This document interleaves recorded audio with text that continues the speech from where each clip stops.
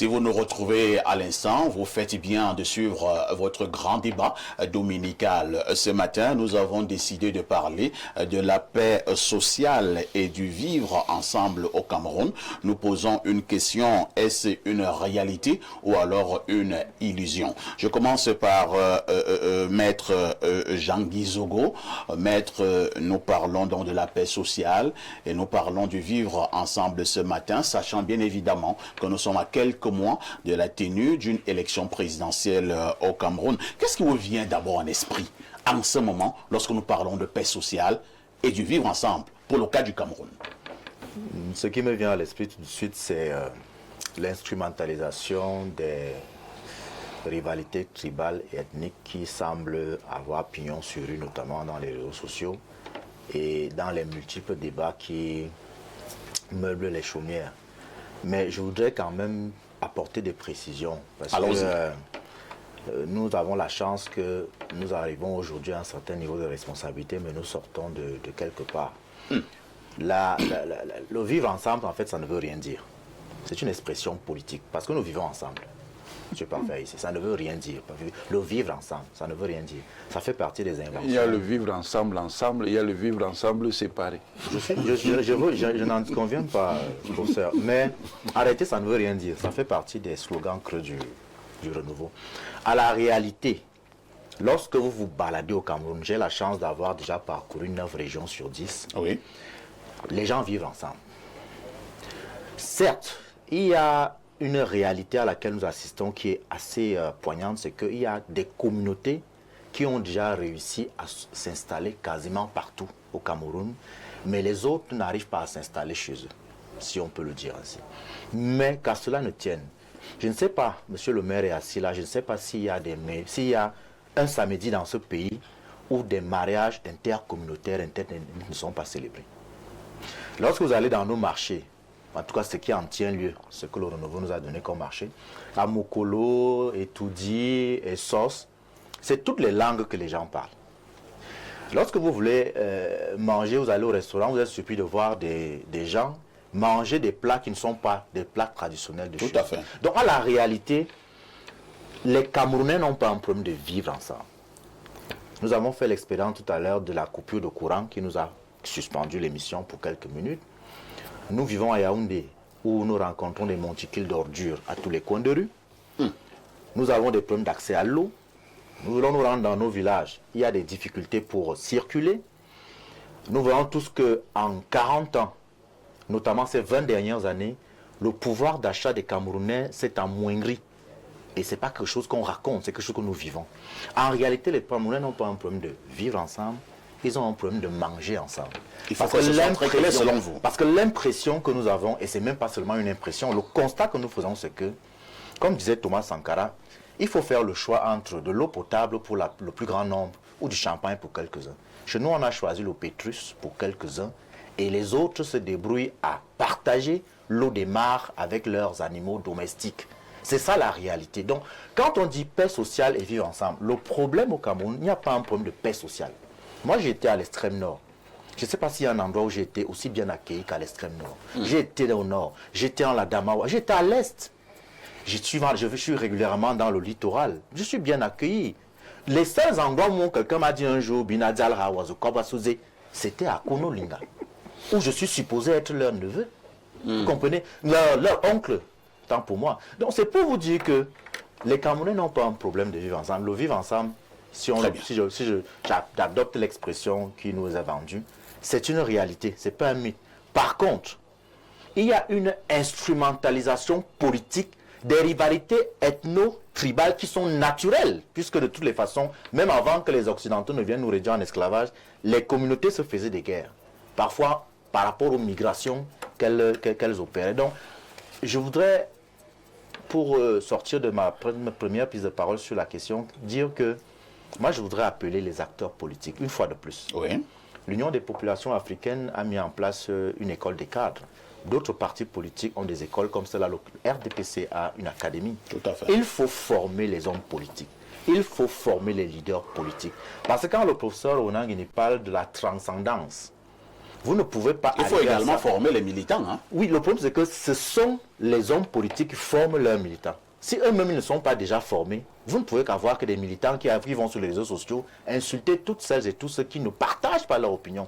Or, nous n'avons pas vocation à penser exactement la même chose. L'unanimité serait même dangereuse. Imaginez qu'au Cameroun aujourd'hui, le seul plat de nourriture qui existe, c'est le coquille. Vous devez manger du coquille du matin au soir, du 1er au 31. Mais vous aurez un problème. Or, si vous avez la possibilité d'accéder à tous les 200, 250, 300 mecs qu'il y a au Cameroun, mais vous avez un repas et que vous avez une alimentation équilibrée, monsieur ici. Vous comprenez un peu? Donc, c'est une image pour vous dire que les Camerounais n'ont pas un problème de vivre ensemble.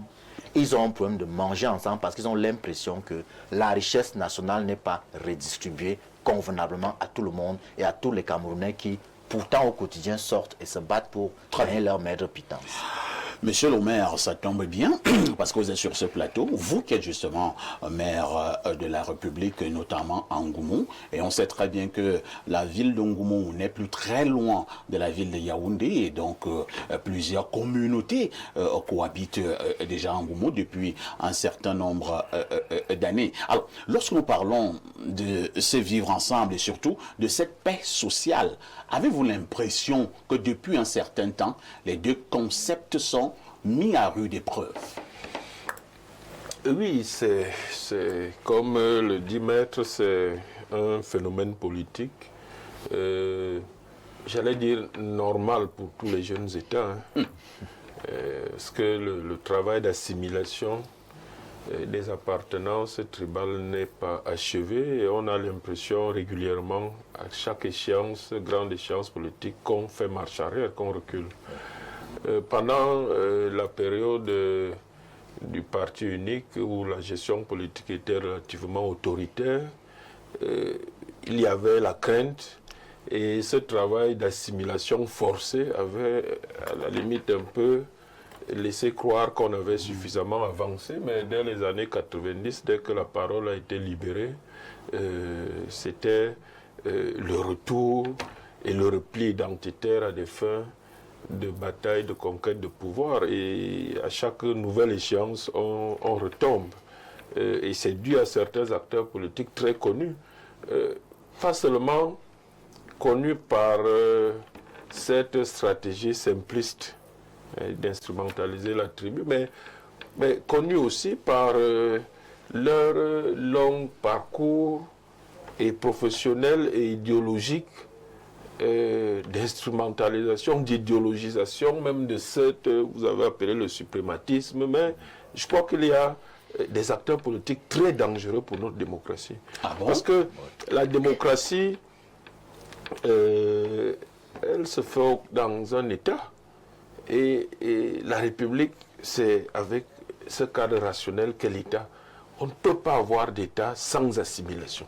Ouais. Et c'est l'évaluation de cette assimilation, chacun en ce qui le concerne, que nous devons faire. Est-ce que la transcendance dont parle le professeur, c'est l'acceptation de cette assimilation, et les autorités administratives et politiques, l'appareil d'État, effectivement, est l'agent décisif de cette assimilation. Tous les élus, nous prêtons serment. Et nous sommes obligés de traiter tous les citoyens résidant sur nos territoires de façon égale.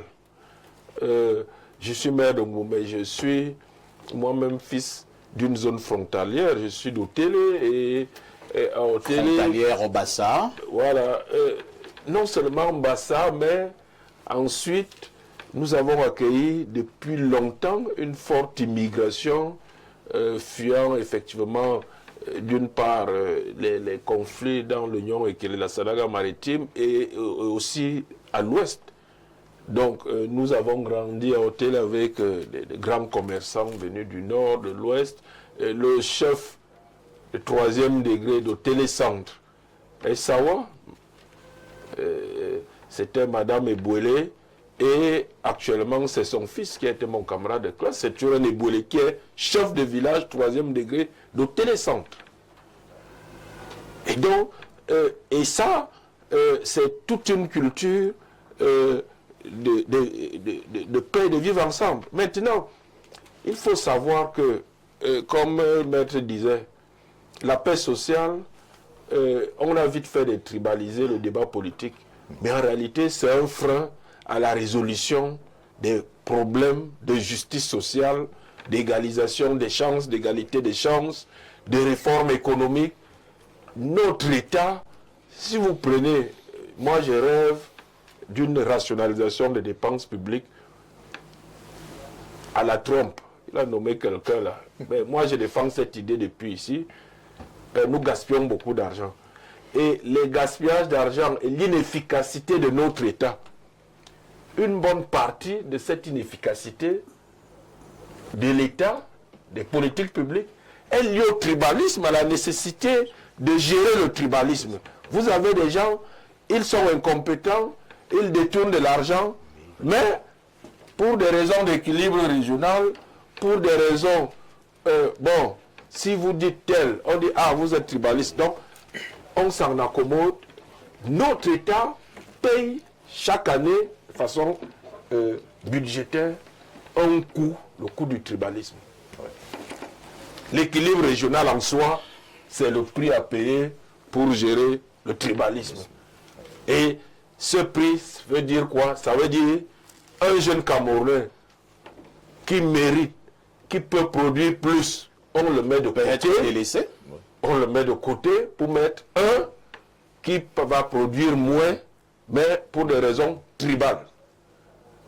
Le rêve républicain, ce serait le rêve où, quand quelqu'un irait candidater pour l'accès à la fonction publique, ce serait pareil que quand il va candidater pour une multinationale, c'est la compétence, c'est sa productivité, un point, un trait, là on a l'optimum de la production. Donc, et ce sont ces injustices aussi, pour les régler, moi je suis d'accord que le vrai problème ce sont ces injustices, et c'est d'autant plus que, et là je vais chuter, je reviens tous ces derniers temps sur le défi démographique. Notre population va doubler dans 25 ans encore, nous aurons 50, 60 millions de jeunes Camerounais qui n'auront peut-être même jamais mis les pieds dans leur village parce que 70% de cette population sera née en ville. Ils seront Ewondo, Bamleke, de nom. Ils n'ont jamais mis les pieds là-bas, ils ne mettront jamais les pieds là-bas. Ils seront des citadins.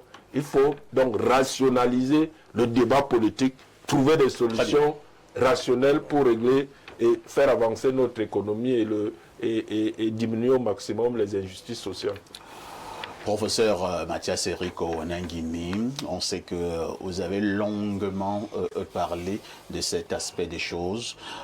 Est-ce qu'il y a des conditionnalités pour garantir une paix sociale au Cameroun et le vivre ensemble? Oui, il y a des conditions pour le faire. Mais la condition des conditions, c'est la connaissance. La connaissance, qu'est-ce que ça veut dire? Ça veut dire qu'il faut d'abord savoir ce que c'est que notre formation nationale, notre nation étatique. Si nous ne savons pas ce que c'est, nous ne pouvons pas créer les conditions de la paix sociale et d'un vivre ensemble organisé, qui ne soit pas un vivre ensemble séparé. Le Cameroun... Non, attendez d'abord. Oui. C'est quoi un vivre ensemble organisé? Le vivre ensemble organisé, séparé. C'est une situation dans laquelle il peut exister un certain nombre de problèmes, mais en raison de la transcendance, il y a des conditions qui permettent de les réguler, voire de les résoudre. Le vivre ensemble séparé, c'est une situation dans laquelle nous ne restons que dans la juxtaposition de communautés. La connaissance, c'est que le Cameroun, qui est une formation sociale africaine, est de constitution communautaire. Et cela est irréversible. Ça veut dire que ça ne changera pas. Tant que cette entité politique va exister, il faut savoir que sa constitution est communautaire. Maintenant, le fait que cette constitution soit communautaire n'empêche pas qu'on puisse trouver les moyens d'assurer une cohésion sociale significative qui n'est jamais absolue parce qu'il n'y a pas de société sans problème. Si vous avez donc des composantes communautaires qu'on peut aussi appeler des nationalités claniques, des nationalités tribales, des nationalités ethniques, des nationalités non régionales, vous pouvez créer les conditions pour que ces communautés-là vivent. Il y a d'abord des conditions culturelles. La condition culturelle première, c'est l'élimination du suprématisme. Parce qu'il ne peut pas y avoir de cohésion sociale entre les communautés s'il y a des communautés qui croient qu'elles sont ontologiquement supérieures à d'autres. Tant que vous avez dans une société communautaire des communautés qui croient qu'elles sont supérieures à d'autres, vous avez l'esprit de l'injustice. Vous avez l'impression que pour le cas du Cameroun, ça se vérifie? Bien sûr. Je ne veux pas vous donner de détails. Je ne veux pas vous donner de détails par souci républicain. Mais si je commence à faire la démonstration là, on va vous suspendre pour 10 ans. Il y a des soucis en la matière. La première condition culturelle, donc, c'est d'éliminer tout suprématisme. Deuxième condition culturelle, c'est de contrôler et de neutraliser les hégémonismes. Troisième condition culturelle, c'est de réguler le nombrilisme. Mais le nombrilisme, il est dans une société communautaire naturelle. Mais justement, la civilisation, c'est de dépasser les penchants naturels. C'est-à-dire, comme moi je suis Ewondo, ou Betty, vraiment, le ndolé, ce n'est rien. Tant que ce n'est pas la sauce d'arachide, bon, le bongo tchobi, alors bon, vraiment, ça vaut rien là-bas. Donc, c'est de dépasser le nombrilisme. Et c'est donc de créer l'interconnaissance entre les communautés. Et d'ailleurs, dans cette interconnaissance, beaucoup vont découvrir qu'ils sont plus apparentés qu'ils ne croyaient. Parce que la parenté est complexe et se joue à plusieurs niveaux. Il y a des conditions morales. Les conditions morales, je vais résumer, c'est la tolérance relative. C'est la tempérance. C'est-à-dire ne jamais se mettre dans une position où on croit qu'il n'y a que son nombril qui est un nombril. Où on doit accepter que tout le monde a un nombril et que le nombril se valent. À partir de ce moment, la discussion républicaine, c'est quand il y a des injustices, des inégalités, de faire que les institutions publiques se mettent dans la perspective de résoudre les inégalités. Et dans cette perspective des inégalités, il y a des inégalités qui sont créées par le mouvement naturel de l'État. Par exemple, nous sommes dans un pays où il y a des migrations. Mais les migrations sont inégales parce qu'il y a des zones où on migre plus que d'autres. Tout le monde veut venir à Douala. Tout le monde veut venir à Yaoundé. Quand on veut une régulation et une cohésion sociale, il faut veiller à un aménagement du territoire qui permette que les gens se sentent bien à partir de leur propre foyer naturel. Et que même s'il y en a qui se déplacent, dans le cadre de l'intégration nationale, que les gens commencent d'abord à trouver les conditions de l'épanouissement là où ils sont. D'où l'importance. Que faites-vous de la Constitution qui dit que chaque Camerounais devrait se sentir à l'aise? Notre problème dont monsieur a ici, oui. Et c'est pour ça que je vous ai parlé de connaissance. Nous sommes en Afrique. Nous ne pouvons pas vivre en restant avec les catégories mentales que la colonisation nous a transmises. Il faut être intelligent, monsieur. L'intelligence, c'est de se configurer en fonction de l'environnement dans lequel on vit et de traiter les problèmes à partir de cet environnement. On peut s'enrichir des expériences des autres, d'accord, mais on est dans son écosystème propre. Ça, c'est une ontologie politique qui a été créée en Occident. Je ne dis pas que tout soit mauvais dans cette ontologie. Il y a des choses qui sont intéressantes, mais elle ne correspond pas à notre dynamique historique. Elle ne correspond pas à nos constitutions culturelles. Où Dieu nous a donné l'intelligence pour créer des institutions qui sont adaptées à notre situation, où nous allons donc rester simplement de vulgaires copistes. Et si nous restons de vulgaires copistes, il y a beaucoup de problèmes que nous ne pourrons pas contrôler. Il y a les conditions économiques. Les conditions économiques. Tout à l'heure, M. Jean-Guy Zogo parlait de manger ensemble. Oui. Mais pour manger ensemble, il faut d'abord produire ensemble. Il faut travailler ensemble. Et la limite, justement, ça tient encore aux solutions extérieures. La grande limite, c'est que nous croyons que nous pouvons nous contenter des solutions que les autres ont appliquées chez eux pour créer le travail ensemble. Non, monsieur Haïssi. Utilisons notre intelligence. Il y a des solutions. J'en aborderai certaines quand on va parler des poubelles, pour montrer que les poubelles sont même le lieu d'un enrichissement et d'un développement de nos villes. Mais comme nous sommes dans cette logique-là, du vivre ensemble séparé, nous ne comprenons pas que les poubelles sont une opportunité pour créer une économie qui, dans les villes et particulièrement dans les quartiers dits défavorisés, peut permettre de créer des emplois, peut apporter des revenus complémentaires, peut apporter autre chose que les mauvaises odeurs. Merci. Abel Elimbi Lobé, paix sociale et vivre ensemble au Cameroun. Selon vous, c'est une réalité ou alors tout simplement une illusion? Le vivre ensemble tel qu'il est pratiqué actuellement est une illusion. Et pourquoi? Parce Le que vivre ensemble séparé. nous sommes dans une juxtaposition des communautés qui, en réalité, ne créent pas les conditions d'une coexistence harmonieuse. Premièrement, vous avez des gens dans le champ politique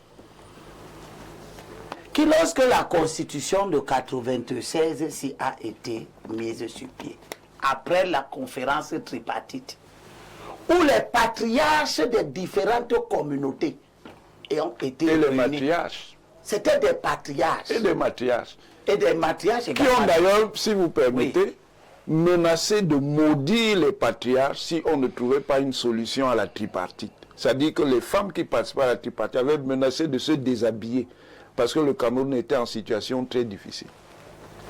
Ces patriarches-là, qui dans nos différentes communautés, sont des personnes ressources de la dernière minute.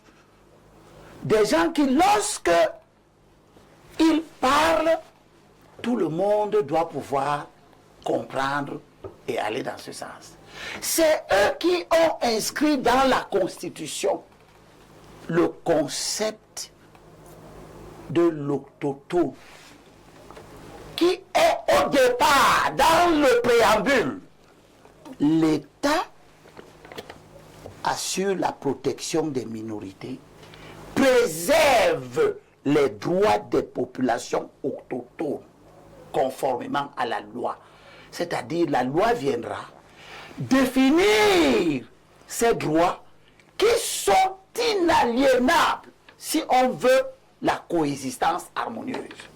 Nous avons vu des gens se lever ici au Cameroun, venir sur les plateaux de télévision, contester l'existence des populations autochtones. Ça a commencé comme ça. Nous avons vu les gens à la sortie du grand dialogue, où des gens comme moi, nous avons posé la question du respect de l'espace ontologique de chaque communauté. Nous sommes sortis de là avec une évolution concernant les collectivités territoriales décentralisées, qui sont l'axe fondamental du développement économique et social de notre pays. Et dans la Constitution, l'article 57 de la Constitution est clair dans le cadre de la décentralisation, qui est l'axe fondamental du développement économique et social. Dans l'article 57, il est dit: le conseil régional doit refléter les différentes compositions sociologiques Composantes. de la région. Composante. Les différentes composantes sociologiques de la région. Est-ce que le constituant est fou? Le constituant est en train de reconnaître la nature première de ce pays. Les étangs les Boulous existent. Que cela plaise ou pas, au tout pourri, il doit se faire à l'idée que le Sawa existe, etc. Et que le Sawa n'existe pas partout. Il existe dans un espace précis au commencement. Là où Dieu l'a créé, Dieu l'a placé. Et le constituant continue en disant: le conseil régional est présidé par une personnalité autochtone de la région. Les gens sont venus contester ça ici dans les années 2020. Refusant que chaque composante qui est l'élément consubstantiel de l'organisation administrative. L'organisation administrative n'a pas été faite n'importe comment. Ce n'est pas pour rien qu'une partie de ce pays s'appelle la région du Sud. On pouvait dire que ça ne s'appelle pas région du Sud et créer une région où c'est un méli-mélo, n'importe comment. Si on a donc dit que le président du conseil régional doit être un enfant de la région, c'est bien parce qu'il faut laisser à chaque région et aux composantes sociologiques de cette région la possibilité de participer à égalité de chance à l'organisation, au fonctionnement, au développement du Cameroun. Je ne suis pas un démagogue. Je suis quelqu'un qui lit ce qui est posé sur la table et qui veut que cela soit mis en place. On va terminer. Quand le législateur vient maintenant à la suite de la Constitution, parlant des élections de représentation, où chaque communauté doit avoir la possibilité d'être représentée là où les décisions de la nation doivent être prises. Qu'est-ce que le législateur a dit? Il a dit, parlant des élections législatives, la constitution de chaque liste doit tenir compte des différentes composantes sociologiques de la circonscription concernée.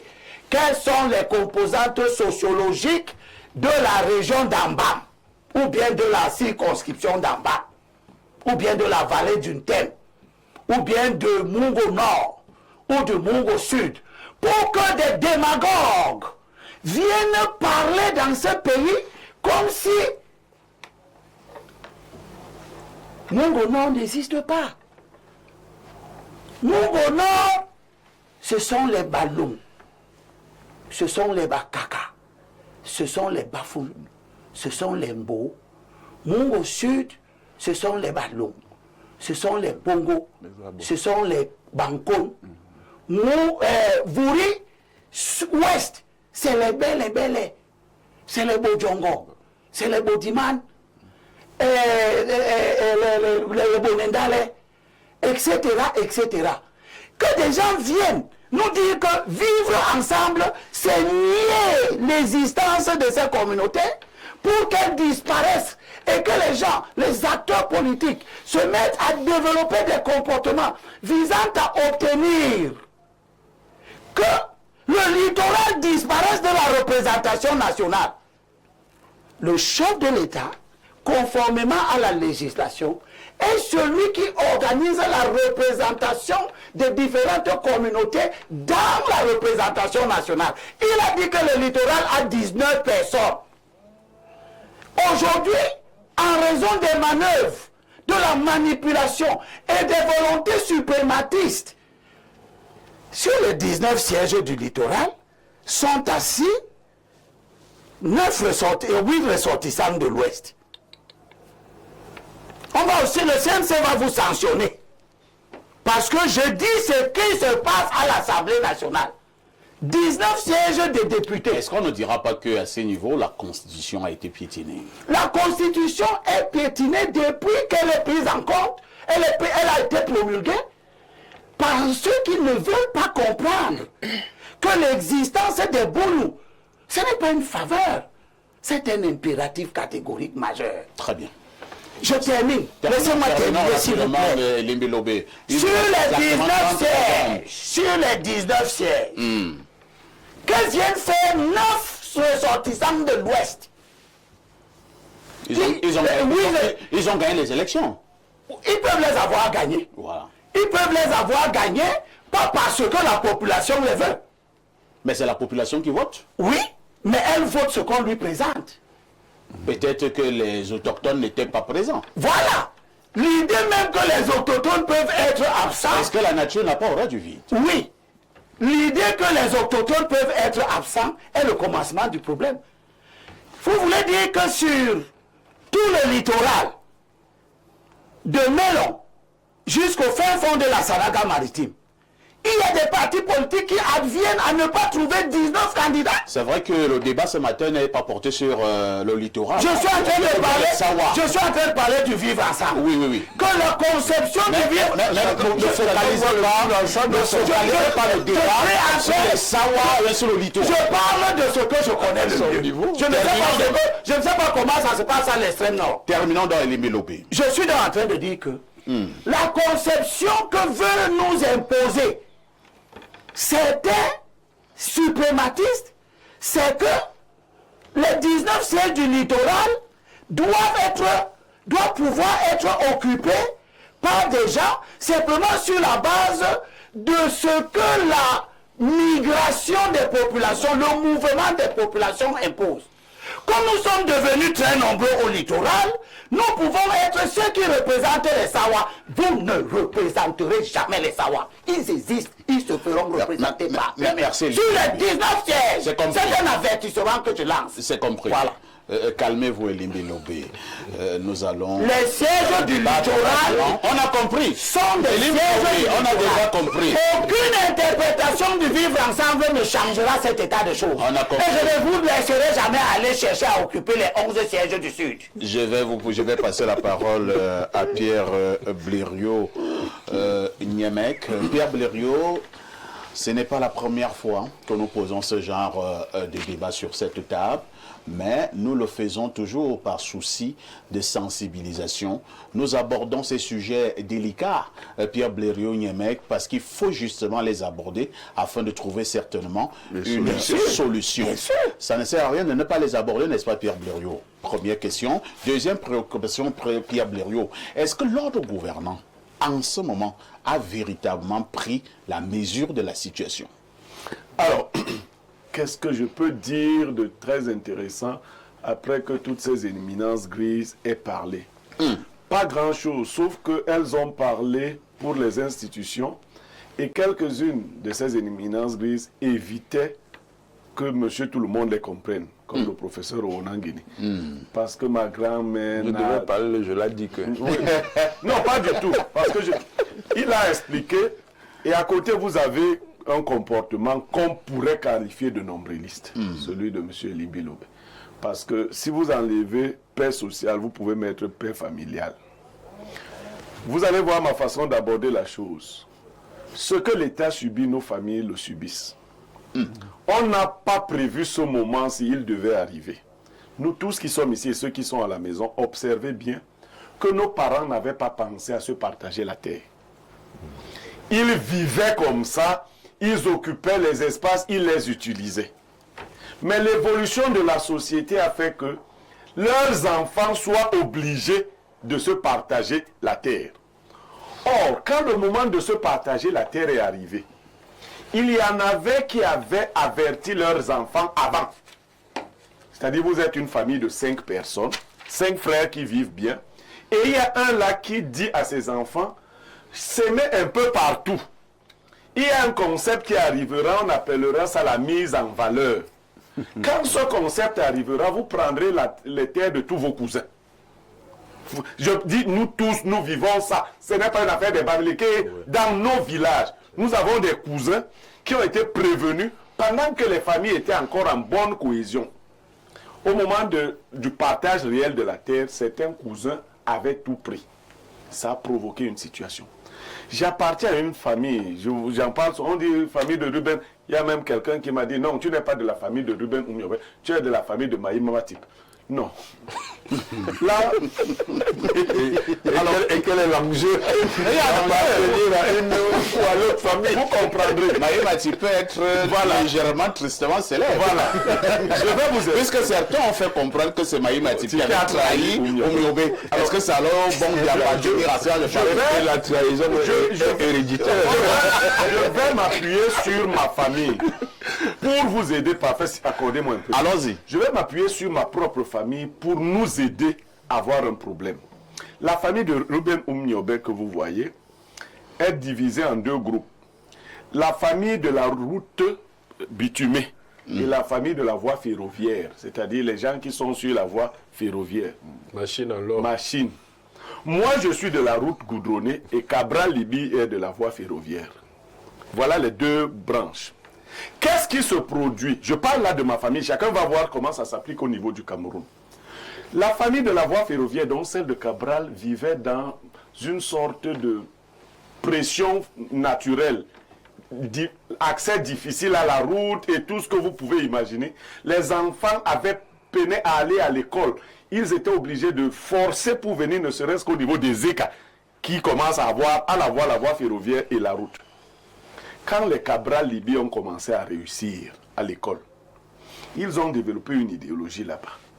Que leurs principaux adversaires, c'est les gens de la route, qui ont eu tout de par la nature. Et qu'il fallait donc qu'ils fassent tout pour dominer ceux qui passaient sur la voie routière. La conséquence, les pères n'ont pas vu ce problème venir.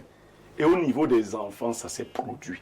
C'est-à-dire qu'avec nos cousins se comportent comme si nous étions en guerre et qu'ils devaient tout faire pour rester entre eux très unis contre nous.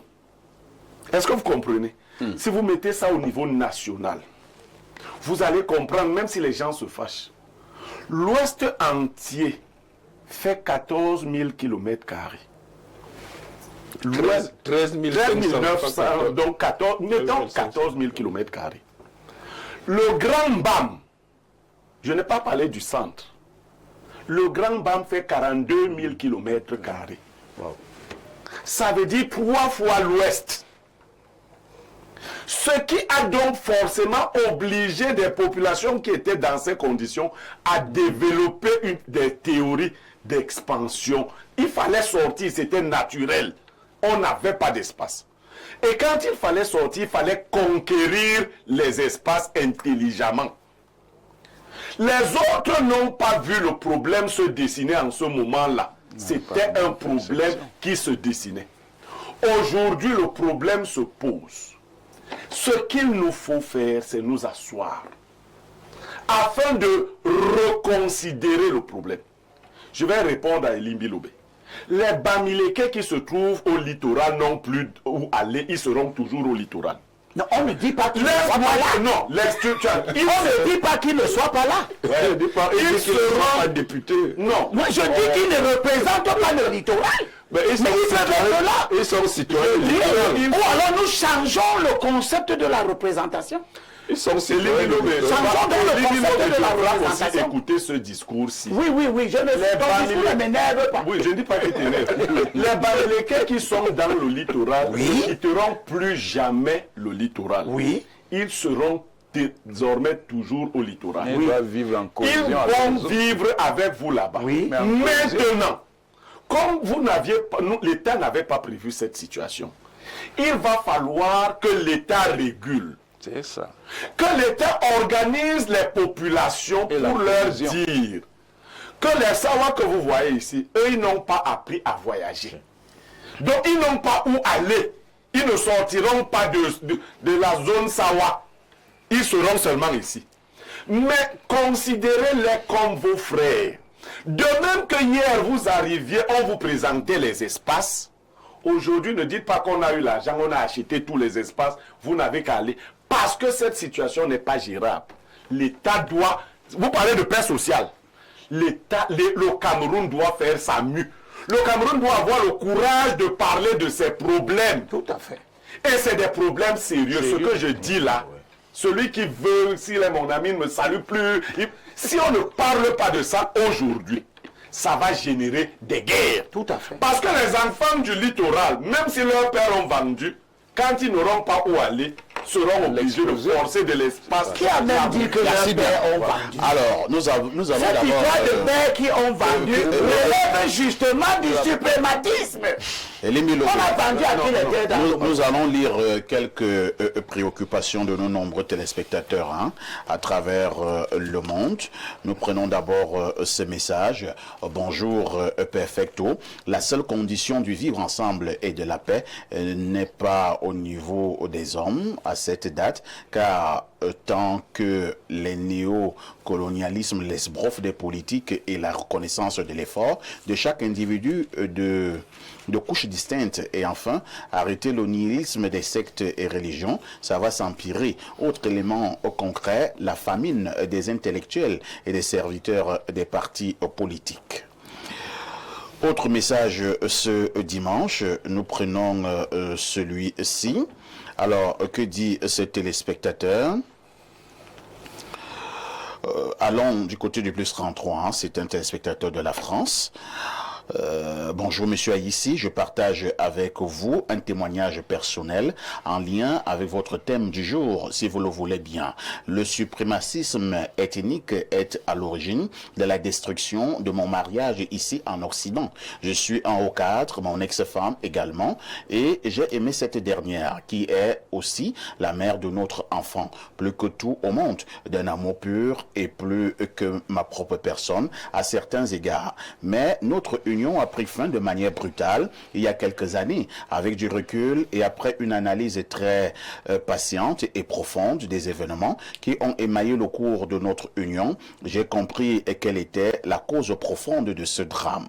Le suprématisme ethnique qui s'appuie sur l'idée qu'une communauté serait la communauté supérieure au Cameroun, et ce suprémacisme s'appuie donc essentiellement sur un communautarisme très puissant où chaque individu s'appuie sur la communauté, par ailleurs très soudé pour puiser sa propre force. Et si un individu du groupe se défait des liens de la communauté ou les laisse se distendre, il court tout simplement le risque d'être ostracisé. Quelle tragédie! Aimons-nous simplement. Oublions les discours tels que celui sur le concours Boulou du 17 octobre 2018 qui sonne comme un cri de ralliement pour une communauté et qui est à mon sens le discours initiateur du discours haineux au Cameroun. Que prime l'amour entre Camerounais. Merci et courage à notre beau pays, unique au monde. Courage également à vous, à votre consultant avec qui je ne suis pas toujours d'accord, et courage aussi à votre chaîne de télévision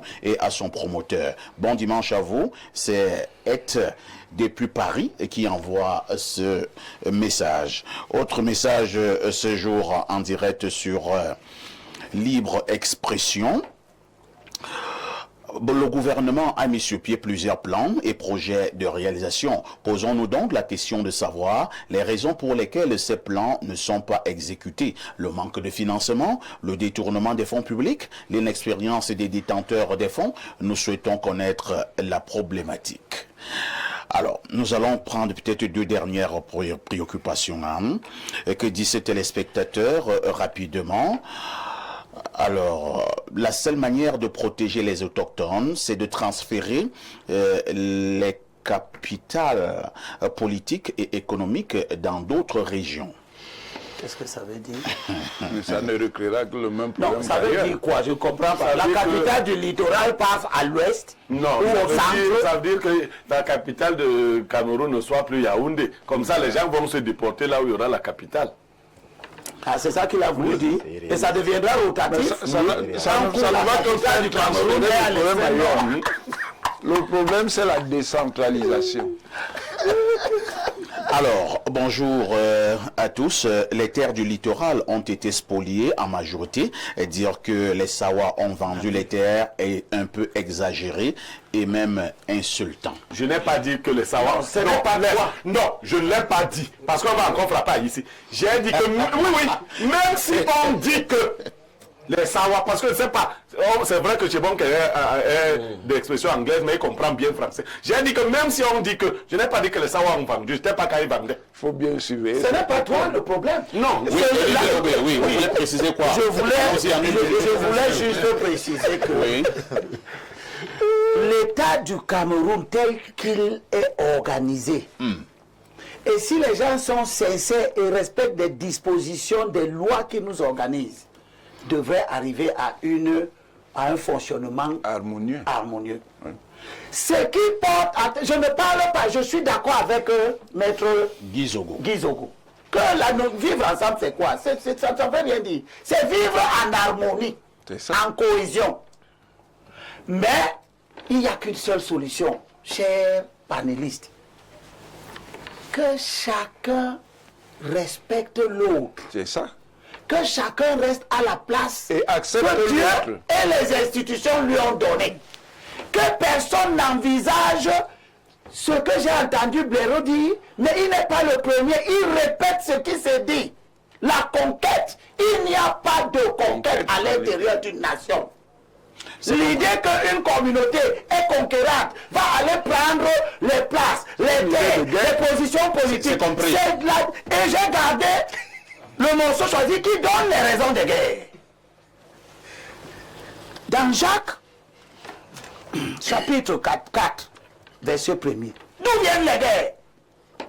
Et d'où viennent les combats parmi vous?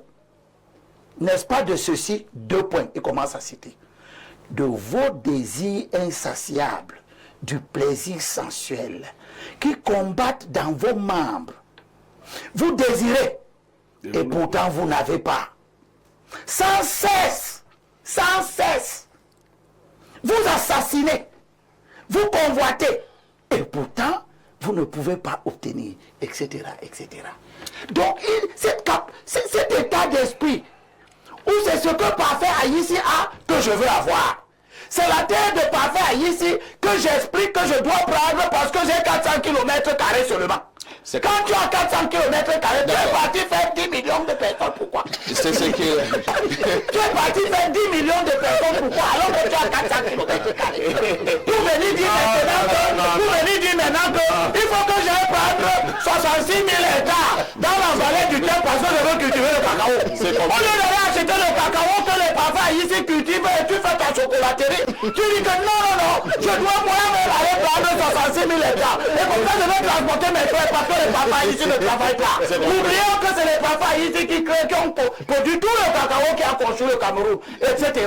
Vous voyez le suprématisme. On a compris. C'est lui qui légitime les esprits de certains l'idée d'aller prendre ce qui appartient au On a compris. Voilà, quand vous avez fait ça, Une autre touche pause et on revient pour la dernière ligne droite de ce programme.